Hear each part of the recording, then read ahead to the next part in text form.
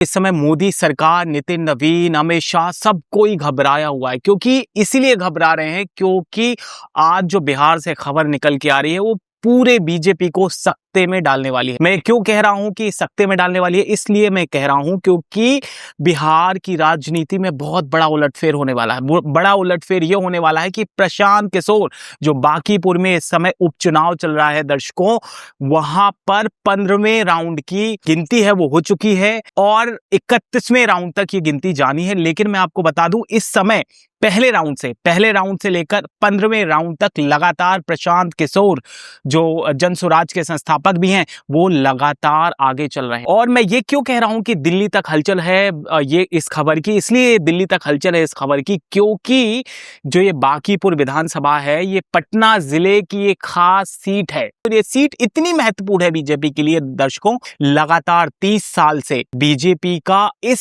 Seat पर कब्जा रहा है। मैं आपको बताऊं, नितिन नवीन है बीजेपी के जो राष्ट्रीय अध्यक्ष हैं, उन्होंने ये सीट खाली करी थी, वो राज्यसभा गए थे।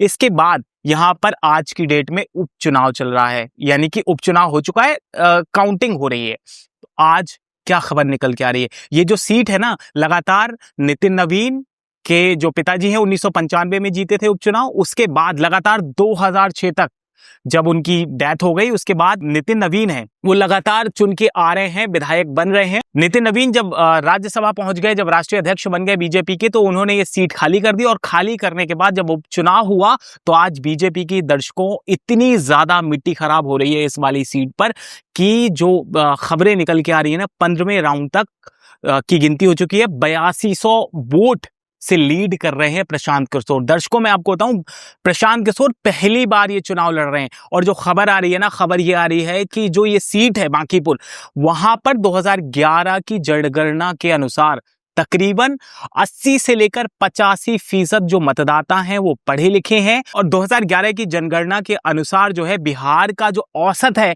वो औसत शिक्षा का जो स्तर है वो कम है और बांकीपुर का ज्यादा है।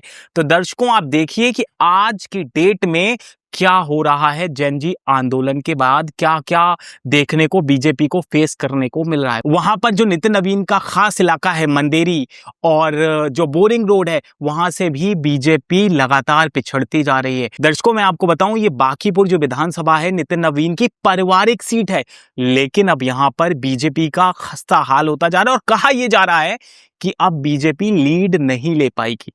और मैं आपको एक चीज और बता दूं, देखिए बयान क्या दिया था, वोट से भाजपा हारेगी कि जीवन में कभी ये कहने का दुस्साहस नहीं कर पाएंगे कि हम लोग कुत्ता बिल्ली को भी खड़ा करेंगे तो चुनाव जीत जाएगा। लेकिन 15वें राउंड हो चुके हैं, लगातार 15वां राउंड हो चुका है, 16वां चल रहा है और आगे भी लीड कर सकते हैं क्योंकि जो ऐसी भी खबरें हैं कि अभी जो इस विधानसभा की वोटिंग खुल रही है, रिजल्ट आने वाला है, तो ये इसमें जो मुस्लिम मतदाता है उसके अभी जो वोट हैं वो खुलने बाकी हैं। तो आने वाले जो चरण है उसमें जो है बीजेपी की बहुत ज्यादा खस्ता हालत होने वाली है। दर्शकों जो सियासी हलचल है, पूरी जो गुजरात लॉबी है, अमित शाह, मोदी, जो गुजरात लॉबी है वो पूरी तरीके से बिहार की जो बांकीपुर विधानसभा है उस पर नजर गड़ाए हुए है कि आखिर क्या होता है।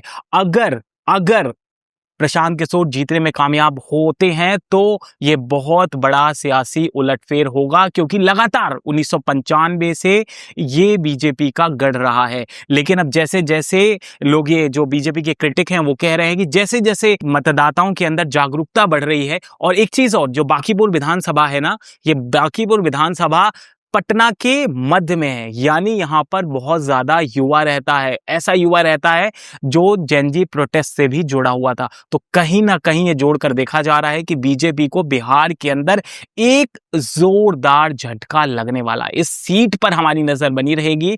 आप बने रहिएगा न्यूज हैंगर के साथ।